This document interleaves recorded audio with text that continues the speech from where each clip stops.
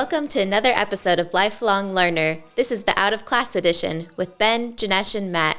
Hope you enjoy. Welcome back, everyone, to another episode of Lifelong Learner. Welcome, Benny. How you doing? Mate, good. We've both got the relaxing on the couch kind of vibe going on. Yeah, definitely. I'm relaxing on a chair here in a hotel bar, and you're chilling out on the couch too, mate. Yeah, mate. And only yesterday, mate, I shaved. I had the beard going too. I shaved it off yesterday. Oh. Yeah. Did you go full on? Did you go to full? I didn't shave with a big growth. I haven't shaved. Didn't shave all through the US trip, and didn't shave in Bali. Oh, what a bummer! Yeah. I didn't get to see it. Yeah, there'll be a photo somewhere of it, but it's like I kind of neatened it up a bit for a couple of the weddings and stuff. But yeah, so I was like, you know, when you get to that stage where it's itchy, and you're like, if I go past that, it'll be good. I was at that stage. I was like, nah, it's coming off. I think you grow a pretty good beard. Mine is now 5 weeks. Yep. 5 weeks since I've shaved, and like it's far from epic. it's certainly not a Middle Eastern beard, which is that beautiful black. Yeah. Thick, where they just don't shave for 3 days and they've got a beard like I've got now. It's got hairs that go everywhere like this. Like you gonna keep the beard, or is it just the travel beard? What's the? I don't know. It is the travel beard. It is the travel beard, and I'm feeling. I'm not feeling it. I'm not feeling into it, and the travels. There's been a change in the travel plan. Yeah. So where are you now? So we are 4.5 weeks in. Yep. And we are in Darwin, or a suburb out of Darwin called Palmerston. Yep. Because Darwin was chockers. Like, accommodation was ridiculously expensive in Darwin because the Air Force's Operation Black Dog, Black Panther, Black something angry, some sort of black thing, Black Hawk, Black Knight operation, which is like a 2-week operation, something like 15 countries. Wow. 4,000 planes, whatever, something ridiculous. And so all day you're just hearing fighter jets and bombers go over. Wow. And I think all of Darwin is.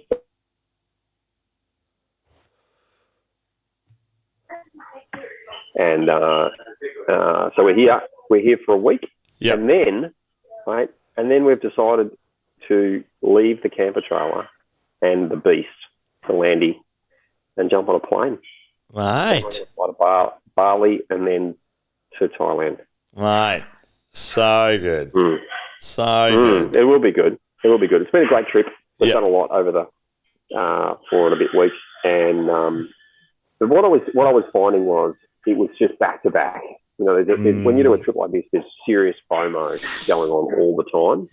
Those brown signs when you drive along the road, it's like got a little arrow and it says 300 metres, World War II plane wreckage, 500 metres, amazing Niagara Falls, and you just can't do it all. Yeah, true. And so you're just trying to fit everything in. And I've had zero, even though we're driving in my car on these long trips, you don't want to, I didn't want to crowd that with thinking about work and other stuff. Yep. And so you're just kind of trying to think about nothing and take in the scenery, which means I've had no time to do some big picture thinking, do some critical thinking. I bought my favourite journals with me when I come away. I have a stack of these, which I haven't done any of that. So I said to Michelle, I feel like I'm going to go back exhausted if we continue this trip down the West Coast.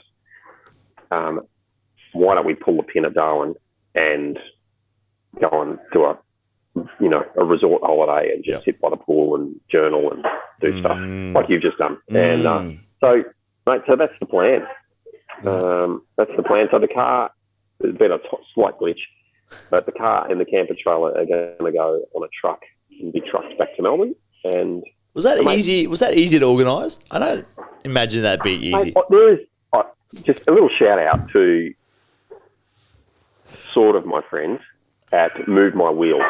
Incredible website, amazing service on the phone. They will take my camper trailer and my car, put it on a truck. They can pick it up if I want, but I can drop it off at the Darwin depot, which is no big deal. And they'll truck it back to Mount Eliza and drop it off right outside my house, including all our stuff left in the car, $2,200. It's pretty good. We couldn't drive back for that. We can't. Like the fuel was $2,000 for us to drive back, right? The only thing that they said in the fine print, as I'm got a book, and now I've only got 2 days to find alternate transport because we fly out on the weekend, is we won't ship your car if it's got a cracked windscreen. Does it have a cracked windscreen? It's got a cracked windscreen. Oh. Which we got on the holiday. A stone flew up a couple of weeks ago. That you can understand because they're thinking when they take it, if they hit another bump, it's going to make the crack bigger, and they don't want to be liable for the great damage. I said to them, don't worry about it. Just forget the windscreen. Let's put something in there that the windscreen is excluded. Yeah. He said, send me some pictures. I'll get the guys to have a look. She came back and said, no. So now we've got nowhere to get the car back. So you're going to change the windscreen? Change the windscreen? Yeah. Not a Toyota. No. Not an Isuzu. No. It's a Land Rover. Mate. You know how many Land Rover windscreens are in Darwin? It all seemed like a good idea when you were in Mount Eliza having your Land Rover. But now, it's like... No. No one wants to know. And so, yes, just like the alternator, they can put the alternator, they get the windscreen and get it shipped up. It'll be here next Tuesday, 3 days after we fly out. So anyway, you've got a 2-day push. It's all doable, right? It's all doable. It's just, it was all so beautiful and simple with Move My Wheels. It was a dream come true. So what we're probably going to do, mate, is we're going to get windscreens O'Brien to fix it. Yeah. On Tuesday next week. And pay him a couple $100 to drop it off at the depot. And somehow we'll get it dropped off and we'll work it all out. So, but anyway, don't try and ship your car with a cracked windscreen. So we did also list the car last night on a website called Truckit, where you can put anything just on and people will bid to ship it from wherever you want to ship it to wherever you want it to come from. So, mate, the bids have been coming in at $5,000, not $2,000. So anyway, so that's it, mate. We'll be off, but it's been a great holiday. How was your Bali? Mate, Bali was amazing. It was we were there for 6 nights, 7 days, just a Wednesday through Tuesday, and it was actually pretty good amount of time. Actually, we primarily went for a good friend's wedding, and friends were coming from all over the world, from Australia, from England, from Germany, from Dubai. Which was amazing. Wow. So the groom and the husband and wife now live in Dubai, but he's originally from Melbourne, but they met in England. So she's English and her family was all from England. Which is cool. Mate, epic. It was, it was, I think the US trip was good. It was good. It was a lot of family. And this was that we had a little bit of downtime. It was just Keish and I, which was nice. And just some exploring, some bits and pieces of exploring. Enough to go, I'll be back. Like not I'm done with Indonesia for a little bit. I want to go to another country. It's like, you know what? I want to spend more time in this part a little bit. I want to spend more time in this part. And I think the next time, we stayed at a nice resort. It was great, but I would like next time to go stay in town a bit and go, you know what, let's eat. And we ate local as well, but eat more local type of thing.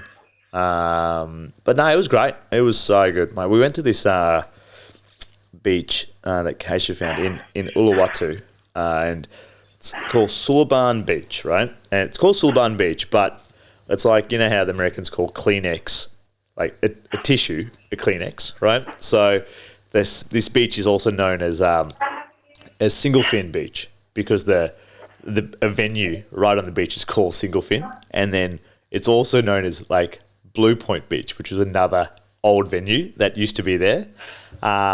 and it's on this like cliff top.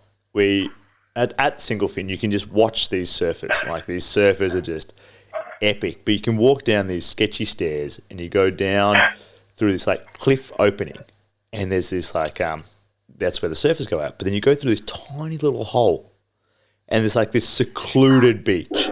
What I mean secluded, there's still about maybe 20 people there, but this amazing crystal water beach, which was awesome. We hung there for a little bit and then came up and had some lunch and a drink at Singlefin.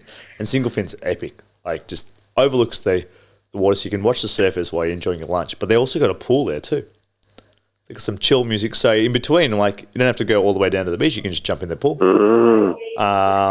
So like stuff like that was cool. And then the wedding weekend was epic. They did a games day the day before the wedding, which was awesome. Like, one of the activities was building a bike. So you had to build a functioning bike, but to get each part, you had to do a different challenge. And then the wedding day was epic too. Like, traditional wedding in the morning, and then like a westernized ceremony in the afternoon, in the evening, a westernized reception, I should say. But yeah, great, really good time, really good time. You know, you go to places like Bali, and there's really cool, epic things on cliffs and bars and pools, and mate, I could be so wrong, right?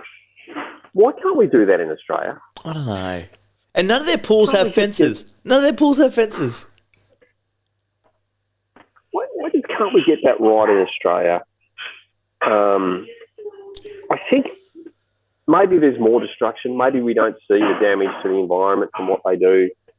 But you go to those countries and the pools, the bars, they are epic.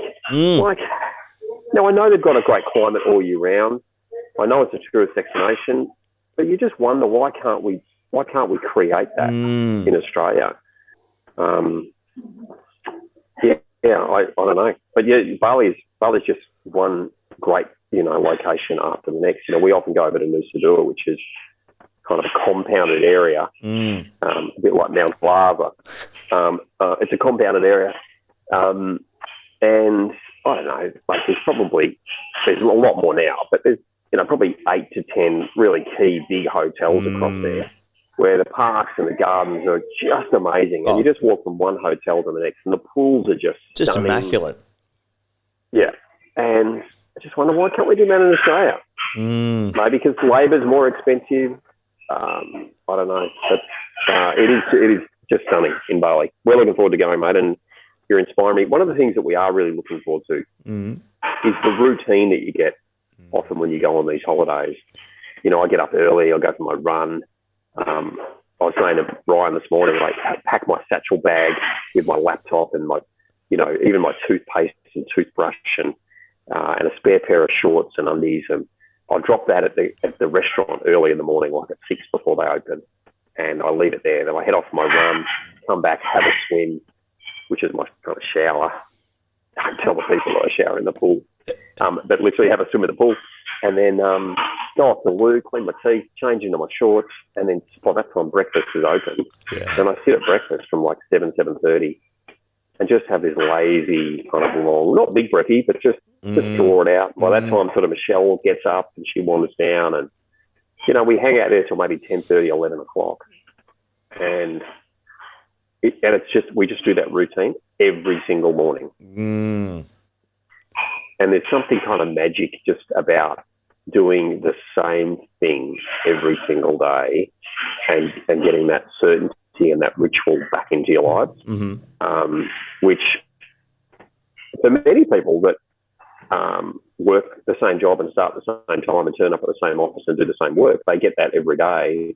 But in the entrepreneurial space and in the space that you're in managing, an adventure park that's full of all sorts of challenges every single day, we don't get a lot of ritual in our days. And there's a real power in that.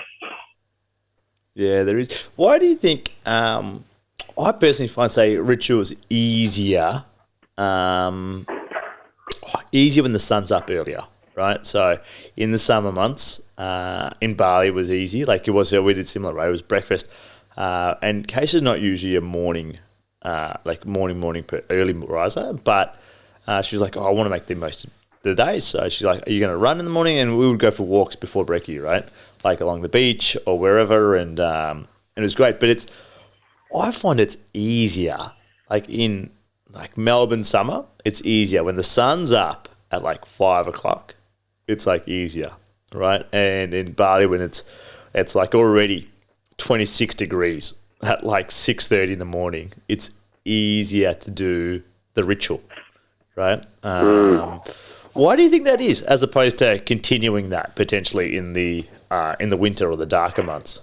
Like at the moment, we're still it's definitely wet in Melbourne. But why do you think it's easier?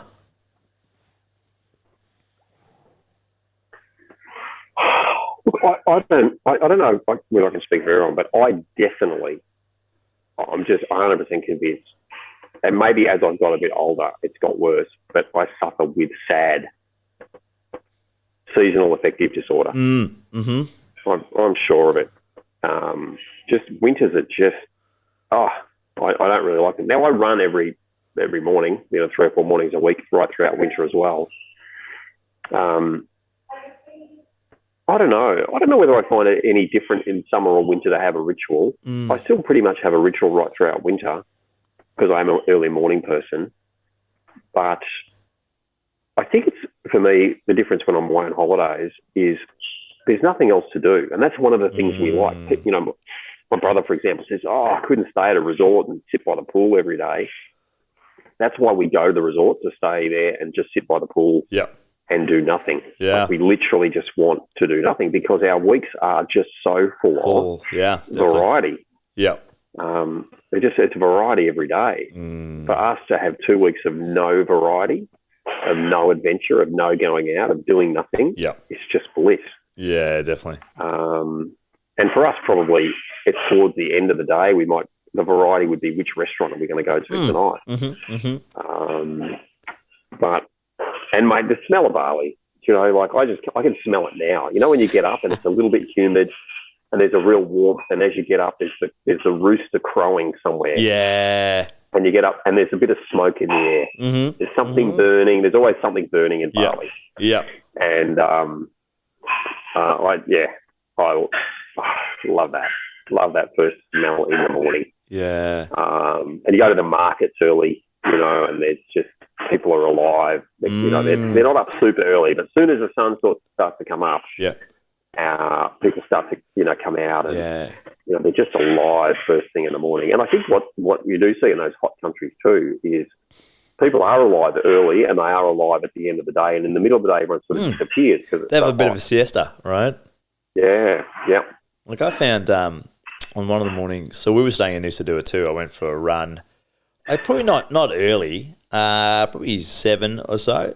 And Chops was like, and we went, mate, I ventured outside the compound, right? And it was nice because the shopkeepers at that time in the morning, like, aren't trying to sell you as you're running in the morning.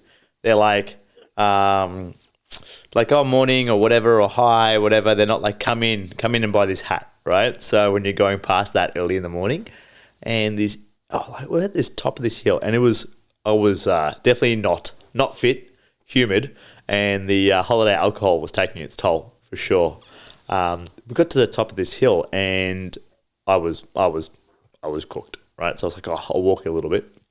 This lovely old lady goes to me, "You want coconut?" And I was like, "Oh no, it's fine," because I'm like, in my head was like, I would love a fresh coconut right now, but I'm like, nah, don't need it. I don't. All I've got is my running watch on. That I've got no, and my room key, right? I go, no, it's fine. And she goes, no, you no pay. You look thirsty. And this lovely old lady just cuts this fresh coconut open. Goes, here, you drink. And I was like, I'm like, no, it's okay. She said, no, you look thirsty. And just sits there. Wow. Trying to talk English, like probably doesn't understand what I'm saying back to her. And just lovely experience of just like this kind old lady on some street stall just cuts a fresh coconut up and gives me a straw. Real good. Which was just cool. I was like, no, I thought she was trying to sell. She goes, no, just genuinely wanted to be nice, which was cool.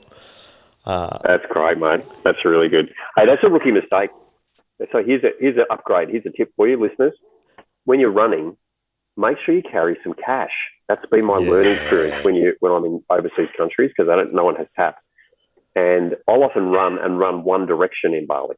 I can talk about that. Get to some location, buy a bottle of water, and then get a Gojek to take me back home again.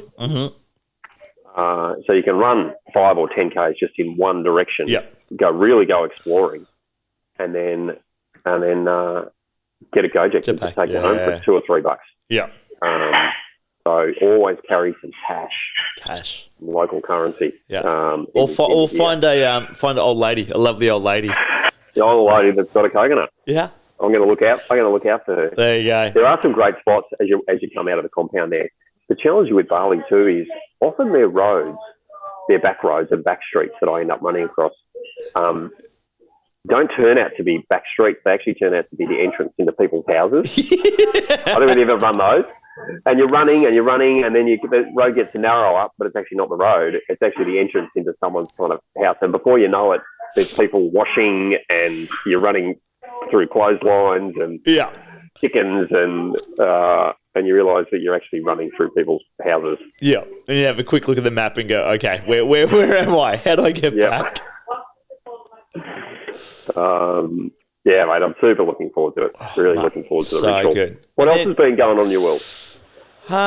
Mate, something that probably came alive in the last week, which is fascinating. And I got to think about how I say this because I can't put anyone into it.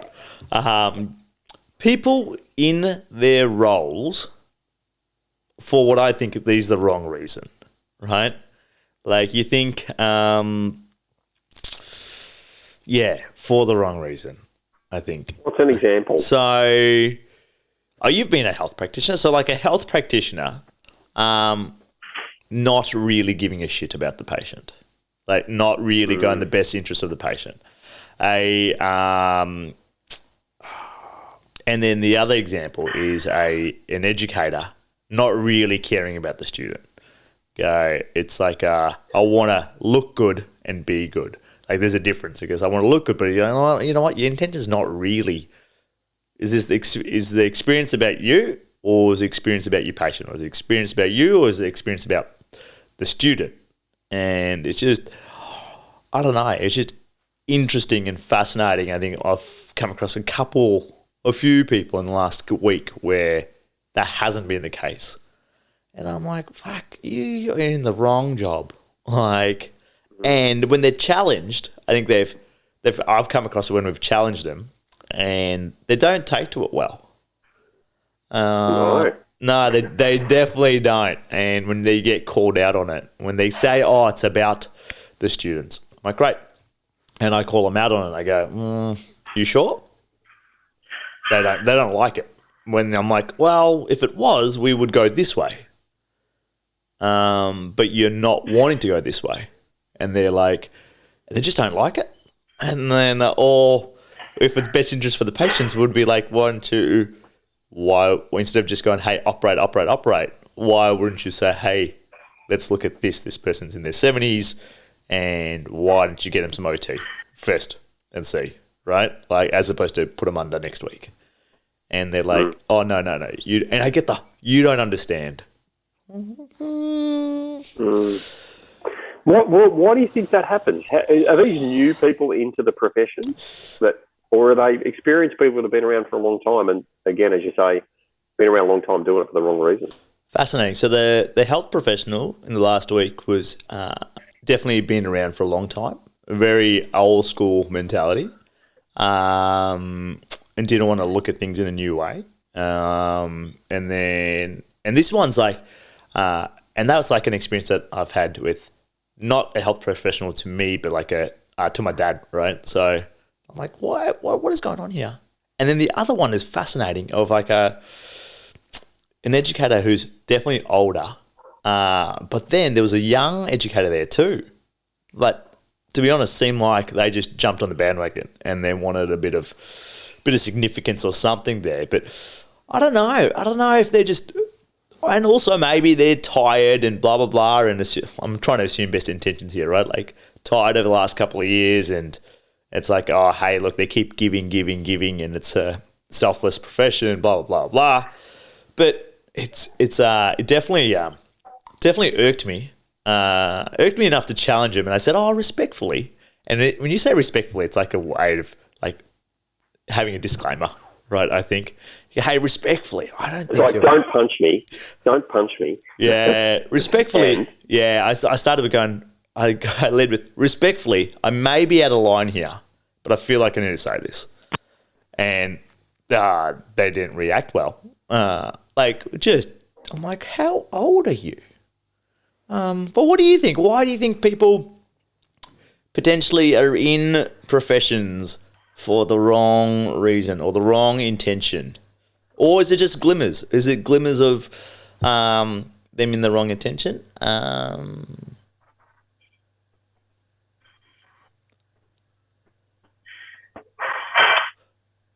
Yeah, you'd have to wonder whether they started out moving into the profession with the wrong intent to get status or to get money or to get whatever it might be. Mind you, heaps of people do jobs purely for the money. Yeah, of course. There's no other altruistic kind of reason behind doing the job. I'm not saying... I can't imagine the guy that's out on the road filling the potholes. I'm not sure he just wants people to be safe driving on the road. Yeah, true. I think he's doing it because it's a job that probably these days pays really well. Yeah. And, has good benefits. I don't know. But, I think what you said earlier is maybe that they're tired. That exchange is no longer happening.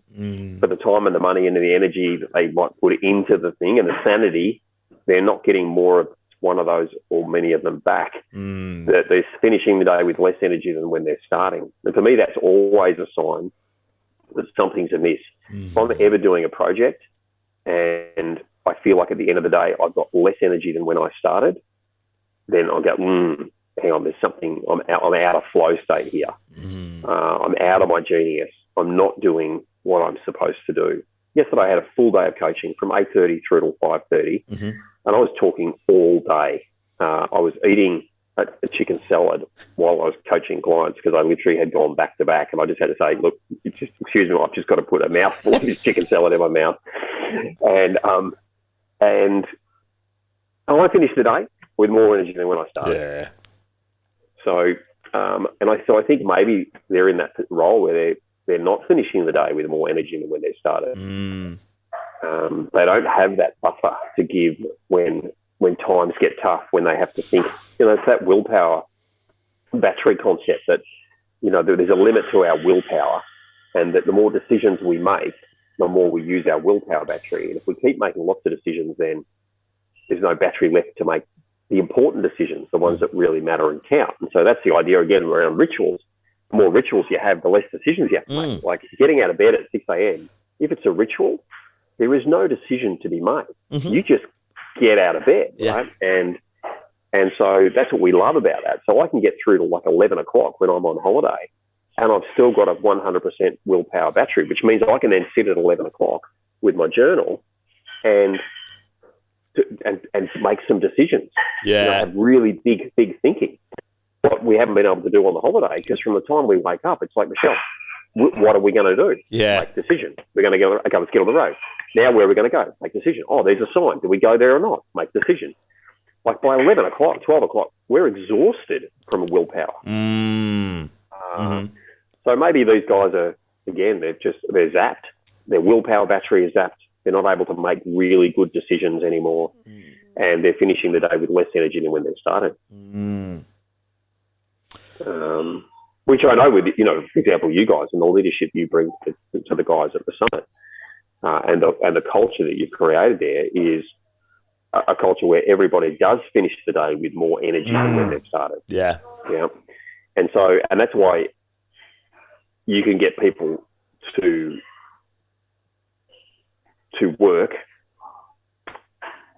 and to potentially, I'm not saying that you do this, but where you can get people to give more than what they're getting paid for in dollar terms because they get more of the other. They get more energy. Yeah, they've got this other value, more, right? It's not a dollar value. They're getting this other energy. They're getting community. They're buzzing. So you can ask and they will give, right? And they know, like just our team, they know it comes around, right? Like if they've done a long night or whatever, like, you know what, it may not be this week, but next week, you know what, we're going to finish early or whatever. So prime example. The guys we got some international staff that came in on Friday, which was great after 2 years of not having international staff. And two of our key leaders and managers kind of, I worked with them on the weekend, but there was no ask because I think the value they got and the buzz and the excitement they got, there's no ask of, do we get anything extra for this? Do we get paid for the weekend? There was no ask for that. Right, there was didn't even cross their mind. And yes, we'll get them in lieu, like they've got days in lieu. But then, like last night, we're going to take you out to dinner, right? Like because it's like hey, there's this whole like they're getting this energy, and they're like, you know what, you didn't even have to take us to dinner. I go, no, that's more reason why we want to kind of give and reward, because there is that buzz, and they go, look, I'm tired, but I am full. Right? And I think that... Yeah, I love that. Yeah. The word I use is you want to finish the day exhausted, like used up, right? But you've still got energy even though you're exhausted. You're still not like you... Versus so many people go through their day tired. Yep. I'm tired. They wake up tired and... and it's like 11 o'clock and they're tired. I hate the word tired. Yeah. If you say you're tired to me, it's like it's like super red flag. Uh-huh. I hate that word tired.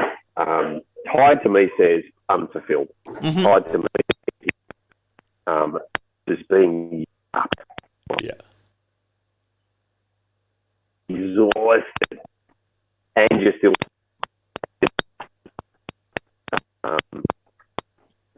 that's what you create, and I think the other important thing out of that is as well is when you said each often do what often was task, but get amazing, but the level of satisfaction, the level of fulfillment they get outweighs the pay. Oh. So much, right? So that's why people keep coming back. They can get high paying jobs elsewhere. They can do whatever, and I think it's the other, and the other is so hard to quantify, right? You can't, like, when you're in it, or if you haven't ever experienced that in a workplace, it's so hard to explain it to someone else, right? So some of our staff they've got friends everywhere else, and they go, oh, you can get more money here.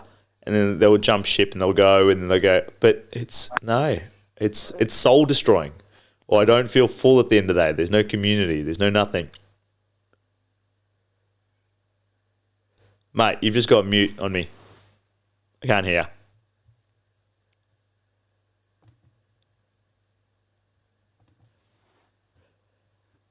Is your Bluetooth connection failed?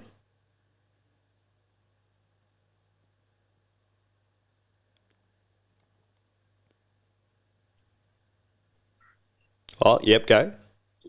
No, I got you now. Oh, there we go. Yep. Perfect. Maybe it was my headphones misbehaving.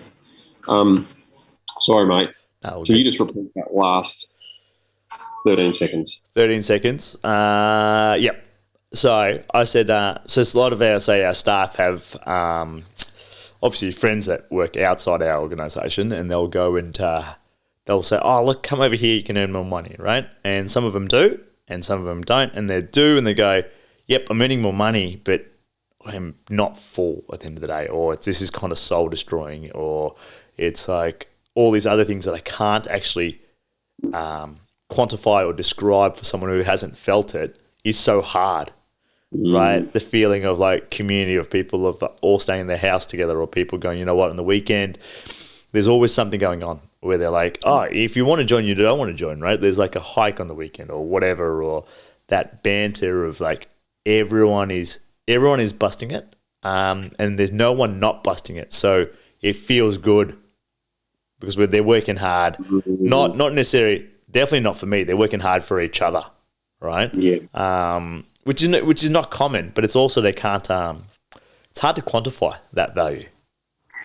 Could you do that if you were on a road team filling potholes versus, transforming kids' lives, taking kids that have got low self-esteem, low self-confidence, and getting them to climb a ladder and jump off and catch a trapeze and be cheered by their friends and to have breakthroughs? Is that possible to do that with a task like filling potholes on the road? I would say potentially it would be definitely a lot harder to create that environment. It would definitely be a lot harder to create that environment. It's not going to come as organically, but with the banter and with like that connection, I think there would be. You could be, right? Something as again, nothing against it, but it may be mundane for some people, but it doesn't have to be, right? Doesn't have to be. I think if you got a good crew, and if it's a small crew or whatever, and that like whoever's leading that, that's the rules of engagement is there is banter and there's fun. It's not like I'm gonna fill potholes today, and here's my stop sign, here's my go sign. But if the way it's looked at is a whole different way, and it's the norm. So if you're new into that environment, like you got to form to that. It's not like, oh yeah, this sucks. It's like no. We're upbeat, we're lively. Everyone's here we're here to work, but we're here for a good time. Leave your shit at the door. But I don't think that's the norm. Is it possible? I think so. But it'll take a bit of work because it's not the norm. Yeah. The apprentice comes on, he gets apprenticed into that, whatever that may be, dysfunctional work culture. Make it up, right? But let's imagine there was. And then he becomes a worker within that dysfunctional culture, and then eventually he graduates and becomes team leader, foreman, blah, blah, blah. He doesn't know any different. So the first apprentice comes on under his lead, gets apprenticed into that same culture, and it continues. And, maybe that goes on for decades, for centuries. Mate, look, can I just change topic? Because I just heard something ridiculous the other day that just freaked me out. Imagine 2422, the year 2422. 2422, right? Okay, yep. No. Actually, let me change it. Imagine the year 4022. Yep. 4022. The year 4022. That's a long way away, yeah? Yeah. That's as far away as the Roman Colosseum was to now. If we look back into the past, we've got Roman Colosseum, which doesn't seem like that long ago. Doesn't seem that long ago. The year 4000 is the same distance into the future. Yeah. When you made the comment of Roman Colosseum, made me go, would the MCG be looking like the Roman Colosseum in 2,000 years? Right? Yeah. Like, would it still be standing, or would it be completely leveled, or would it be some monolith, like mega stadium? Mate, that's it doesn't. And I saw, I don't know what the stat was, I can't remember, but it was like something, I'm going to say a ridiculous number, like 11,000 descendants you will have. 11,000. 11,000. Assuming everyone has, 2 or 3 kids. Yeah. They have 2 or 3 kids, and they have 2 or 3 kids, and they have 2 or 3 kids. Some ridiculous number by the year 4,000 you will have. Wow. And it's not that far away. No, it's not. Right, that's fascinating. You'd be interested to know, like, what would it be, right? There's this bit of talk on things not like things imploding and fuel kind of going super high and like what? It's already there. I paid Yeah. $2.85 in Uluru for diesel. That's crazy. That's crazy. But like, yeah, what? Yeah, it's fascinating. It's like kind of mind-boggling, fascinating. Like, what would it be like? What would I'd be curious? Not only like what would the houses, what would like vehicles, all that, but like what would day-to-day life be like? Right, and there's probably going to be a lot more automation, a lot more robotics happening potentially. But like, what would human day-to-day life be? Do you know? And it's what's interesting, and I'm not going to say scary because I'm not actually scared about it. But you and I won't be here to see it, and our kids won't be here to see it, and their kids won't be here to see it. You know, you and I won't be around to see the end of the century, let alone 2 more millenniums. Yeah. So, you know, and it was interesting. No, I'm not going to say that. Go. No. I get in too much trouble anyway as it is. Go. It's out of class. Go. You can't start it and then not say. What was interesting is don't try and think off your cuff and try and change the topic, mate. Say what you were going to say.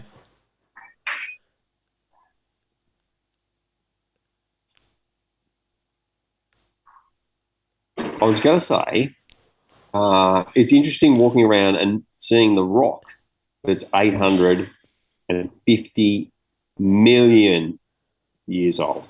850 million years old. Before dinosaurs. Like all this area up here, these incredible rocks that you see, as we probably have just in Victoria anyway, but they're not spectacular to look at. 850 million years old.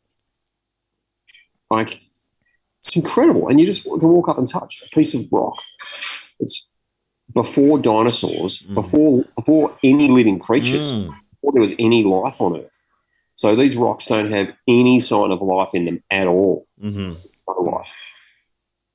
Incredible. Like how old that is. Millions of years. And you and I were just talking about in 2,000 years' time. Yeah.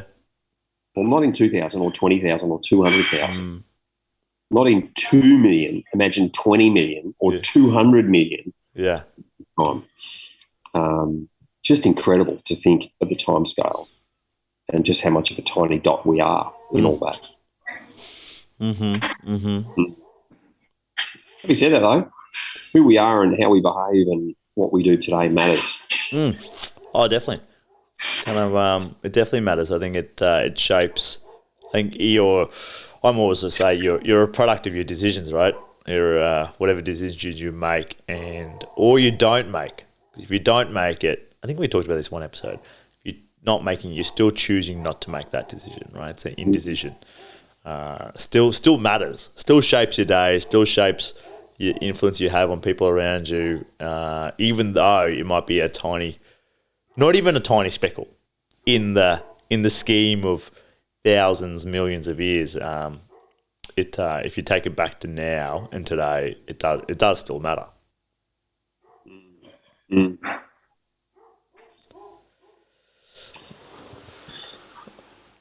Yeah. It's going to be interesting times ahead. I'm going to tell you too, the other thought that came to mind is as we're driving through, Australia's a big country. There's a lot of land, and I've got to say I am super impressed, particularly somewhere like the Northern Territory. It's a lot of territory and not a lot of people. The road infrastructure that they've got out here, like in the middle of nowhere, well maintained, and hardly any cars drive, is incredible. I mean, the amount of money that our government spends on maintaining an infrastructure across such a big space, across such a big area, is amazing. Yes, like, and 90% of the time in the Northern Territory, no signal, no Telstra signal, no Optus signal, no signal. So, but when you get the size of it, There's always a signal when you get into a town. But when you're out on the open stretch, no signal. But incredible roads. Yeah. And by the way, 130 k's an hour. It's pretty good. I can tell you, when you've been driving 130 k's an hour, when you come to an 80 zone, is like, but 100, 110 is ridiculous. Yeah. So, and then you just realise, you know, how, well, for me anyway, and again, driving, you know, a car that is designed for 130 k's an hour, just how easy 130 k's an hour is, and it's like how safe 130 k's an hour is, versus our nanny states that. Yeah. Victoria is definitely a nanny state. Ridiculous. And I've got to say also in the Northern Territory, maybe because they've got those speed limits and they have the space, the roads are beautifully designed that you can go around corners at 130 k's an hour, and you know the corner is designed for that speed. Like just incredible. So, but my second thought around that is, like, we've done so well. Just imagine though, a superpower, and there is only one superpower at the moment, which is China. Yeah. The Chinese, with their money, their technology, and their workforce coming to the Northern Territory and transforming it. Because they would transform it. Oh, 100%. If there's water up here, there's a stack of water up here. You can bore down and hit places and grab water. There's a stack of rain every summer that could be captured. There's a heap of sunlight. There's open plains. There's fertile soil. We just don't have the money and the resources or the people that are willing to work to transform it. Yeah. But sure, I reckon the technology's here. And so you think about like all the money and effort, energy we're putting into going to Mars. And imagine if they just put all that time, money, energy into transforming the Northern Territory.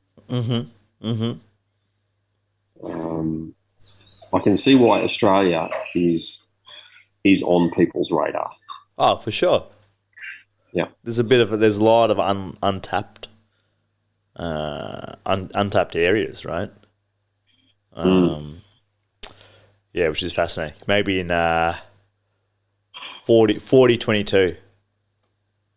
By 40-22. I reckon it'll definitely look different. Yeah. Tell you what, though, they do it up here. Crocodiles. Mate, I've never seen so many crocodile signs in all my life. And do you know, I was talking to Rhino about it this morning because we went off-road, Michelle and I, the other day, and which is a whole nother story. If you're listening, Michelle. It's a whole other story. Anyway, so we get to this crossing, and it's not actually a river crossing. It's actually drive down the river.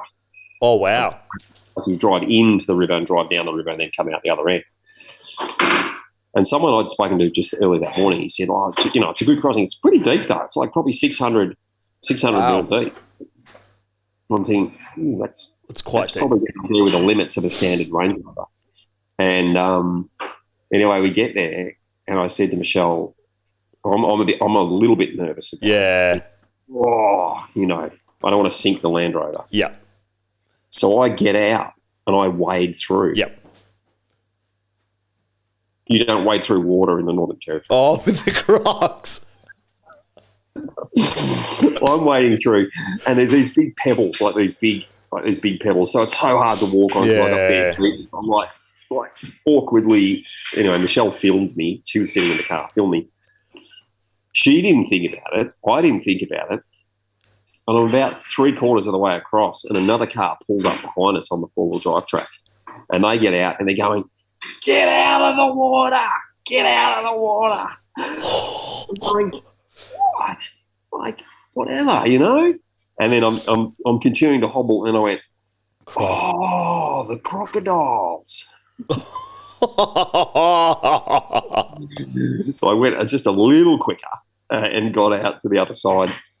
And then Michelle drove through, got some amazing footage, mate, driving through the water. Oh, you did drive through. Yeah, nice. But yeah, everywhere's crocodiles, right? If you're a local, you just get, that beautiful water, can't swim.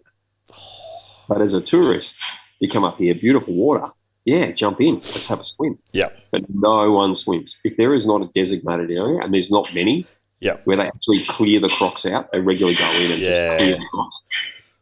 You don't swim in the water. Yeah, just too dangerous. Yeah. Anyway. Mate, I'm aware of a bit of time. Mate, what would be your takeaway is? Yeah, moral of the story. That's a good one. What's it for you? I would say,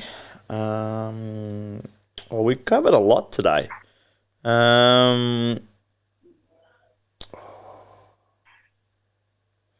Be aware of your willpower and your decision battery.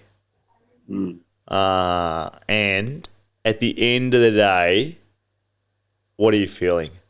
Right. So I think in the next couple of days, listeners, just don't change anything. Just monitor. Just be aware of it. And then at the end of the day, go, am I full or do I feel empty?